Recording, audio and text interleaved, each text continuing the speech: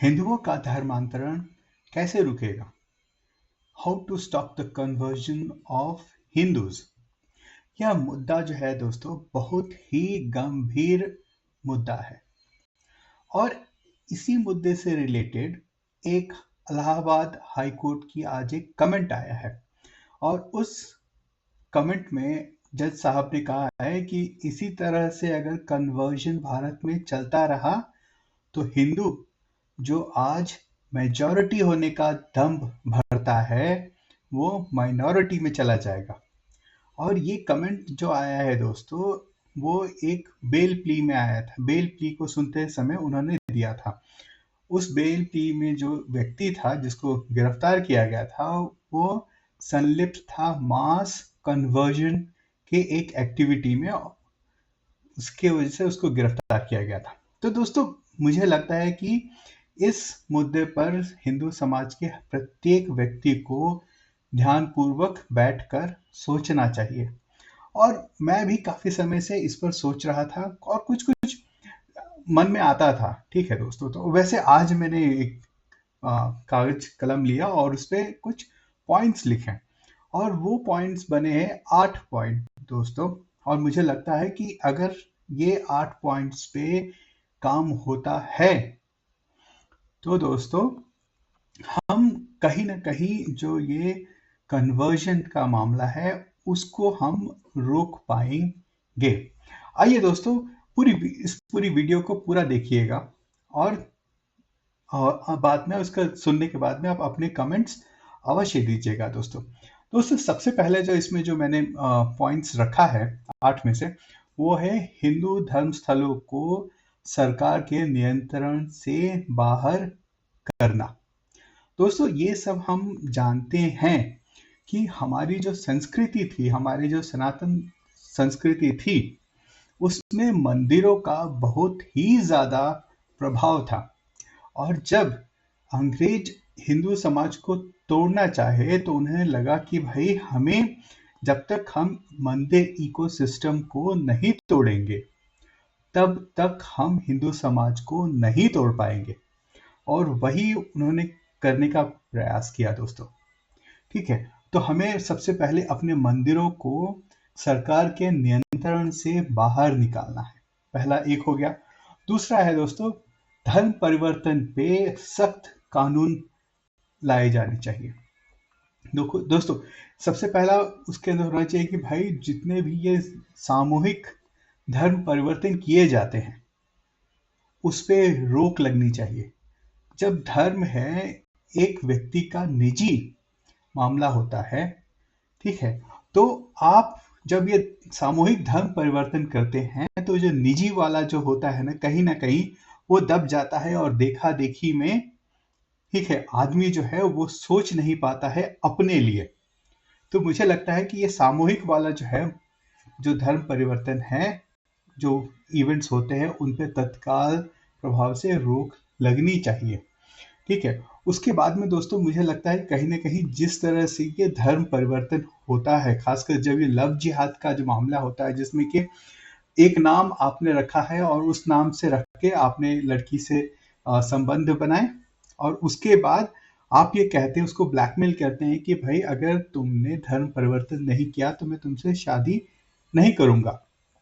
और उस वहां पे क्या हो जाता है कि जो लड़की होती है दोस्तों वो ऑलरेडी प्रेग्नेंट होती है और इस टाइप के जो होते हैं तो उसके पास और कोई चारा नहीं बचता है दोस्तों। तो इस तरह के मामलों पर मुझे लगता है अगर कूलिंग पीरियड रहे या फिर शादी के लिए आप धर्म परिवर्तन कर रहे हैं तो अगर उसमें कोई कूलिंग पीरियड रहे तो शायद से मुझे लगता है वो एक कंट्रोल हो सके। उसके बाद दोस्तों तीसरा जो पॉइंट है वो पॉइंट है एंटी हिंदू लॉस जो है उनको हटाया जाए संविधान से। आप जो बोलेंगे ऐसे कौन से पॉइंट्स है भाई संविधान जिसमें कि एंटी हिंदू सनातन विरोधी कानून है, तो उसमें बोलूंगा दोस्तों एक जो कानून है वो है वक्फ एक्ट। ठीक है, जिसे हम कहें कि वक्फ बोर्ड। उसमें जो होता है कि भाई अभी रिसेंटली 2 दिन पहले का ही मामला है जहाँ पे कि एक पूरे के पूरे गांव को उन्होंने वक्फ बोर्ड के अंतर्गत उसको वो डाल दिया है। आप समझ रहे हैं ना? तो आज जिसका भी दिल करेगा वो वोट में बैठे व्यक्ति का, वो आपको उसको अब कह देगा कि भाई ये मेरी जमीन है। ठीक है। दूसरा है places of religious places of worship act, जिसके तहत हिंदू जो है अपने रिलीजियस जगह को ही क्लेम नहीं कर पा रहे हैं, या फिर ना ही तो कर सकते हैं। ठीक है। तो उसके ऊपर भी काम होना चाहिए। उसके बाद चौथा जो पॉइंट है दोस्तों, वो है कि शिक्षा में भारी परिवर्तन किए जाने चाहिए। हिंदू संस्थाओं को अधिकार मिलना चाहिए, ऑटोनॉमी मिलनी चाहिए, जिसके तहत वो अपना पाठ्यक्रम खुद चुन सके, खुद लिख सके, ताकि जिसमें जो है आप जो अगर जो संस्था है वो बनाना चाह रही है, वो वेदास को इंक्लूड करना चाह रही है, गीता को पढ़ाना चाह रही है, शिव पुराण को पढ़ाना चाह रही है, मनुस्मृति को पढ़ाना चाह रही है, इन सारी चीज़ों को जब पढ़ाया जाएगा तो काफ़ी सारी जो मिथ और जो गलत चीज़ें जो हैं समाज में डाली गई हैं, वो भी सही की जाएंगी, और वो कहीं ना कहीं जो ये धर्म परिवर्तन हो रहे हैं उस पर भी एक तरह से ये रोक लगाएगा। ठीक है। पांचवा जो पॉइंट है दोस्तों, कि अगर आपका विरोधी इस तरह से धर्म परिवर्तन खुले में कर रहा है, मास लेवल पे कर रहा है, तो आपको कौन रोकता है कि आप ये सारे काम ना करें? तो मैं कहता हूं कि हिंदू संस्थाओं को मिलकर काम करना चाहिए, और घर वापसी की जो जो प्रयत्न है उनमें तेजी लानी चाहिए। आप घर वापसी नहीं कहना चाहते तो मत कहिए, आप कहिए कि उसमें धर्म परिवर्तन की जो भारत जो खूब भारत जो जिस करना चाहिए वो करना चाहिए दोस्तों। उसके बाद जो अगला पॉइंट आता है दोस्तों, वो है कि भारत के संविधान से अल्पसंख्यक माइनॉरिटी शब्द जो है उसी को निकाल देना चाहिए। जब भारत का संविधान जो कहता है कि सब उसकी नजर में जो है सब लोग बराबर हैं, तो ये अल्पसंख्यक शब्द जो है मुझे समझ नहीं आता है। तो मेरा तो ये तो मैं तो कहना चाहूँगा, हो सकता है कि काफ़ी कंट्रोवर्शियल लगे, लेकिन मैं चाहता हूँ कि सबके पास, सारे धर्म के व्यक्तियों के पास समान अधिकार हों। क्यों सरकार जो है एक एक के लिए एक लॉ डाले, दूसरे के लिए अलग लॉ डाले? नहीं, ऐसा नहीं होना चाहिए। ठीक है। उसके बाद जो है हिंदू, जो सातवां पॉइंट है दोस्तों, वो है कि सभी हिंदू जो है एक एक कम्युनिटी का जो कॉन्सेप्ट होता है, जो समाज का एक जो कॉन्सेप्ट होता है, उसके तहत रहे। ठीक है। एक दूसरे को सपोर्ट करे। चाहे मान लीजिए कोई एक हिंदू बिजनेसमैन है, तो भाई आप उसको कैसे सपोर्ट कर सकते हैं? अगर वो एक सामान बेच रहा है, तो सबसे पहले जो सपोर्ट आप कर सकते हैं भाई, वो अगर उसका सामान अच्छा है तो आप उसका सामान खरीदे। ऐसा नहीं कि भाई कहीं पे अगर उसको आपको 3 रुपये सस्ता मिल रहा है तो आप वहाँ पे चले जाओ, कहीं और का भी हो तो मेरा कहने का मतलब है बेसिकली कि आप अपने समाज को जब अपने समाज के बिजनेसमैन को आगे बढ़ाएंगे, तो वही जो बिजनेसमैन है वापस जो है समाज में कंट्रीब्यूट करेगा।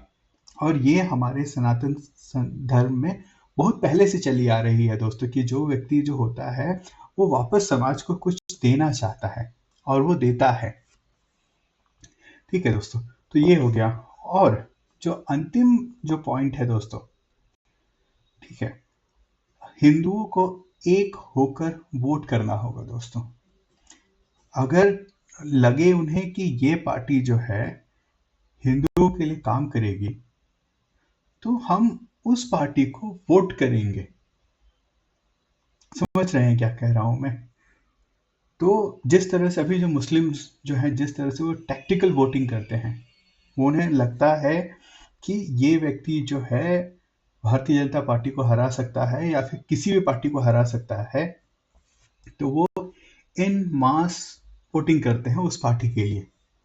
तो हमें भी, हिंदू समाज को भी अपने हित को साधने के लिए, या फिर अपने हितों की पूर्ति करने के लिए हमें एक होकर वोट करना होगा दोस्तों। क्योंकि हम भारत में रहते हैं, एक डेमोक्रेसी में रहते हैं, एक लोकतंत्र में रहते हैं। तो जब तक आपका वोट आपके लिए काम ना करे तो वोटिंग का कोई फायदा नहीं है दोस्तों, ठीक है ना। अगर आपका समाज को तोड़ा मोड़ा जाएगा, ठीक है ना, और तो फायदा क्या है आपको दोस्तों। जिस तरह से अगर आप अभी कल का ही देखें तो राहुल गांधी ने पार्लियामेंट में खड़े होकर कहा है कि हिंदू जो है हिंसा करता है, नफरत फैलाता है, झूठ बोलता है।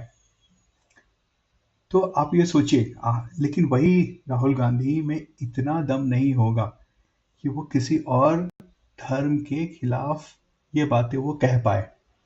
क्यों? क्योंकि उन्हें पता है कि अगर उन्हें केरला में जीतना है तो क्रिश्चियंस का वोट जरूरी है, ठीक है ना।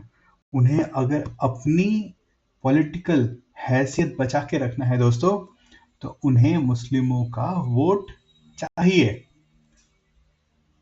तो यही सोचने की बात है दोस्तों कि अगर हम वोट एक होकर मिलकर वोट करेंगे तो जो ये हिंदुओं का जो कन्वर्जन हो रहा है ना दोस्तों, हाँ, वो भी कहीं ना कहीं आप देखेंगे कि रुकता हुआ दिखाई देगा।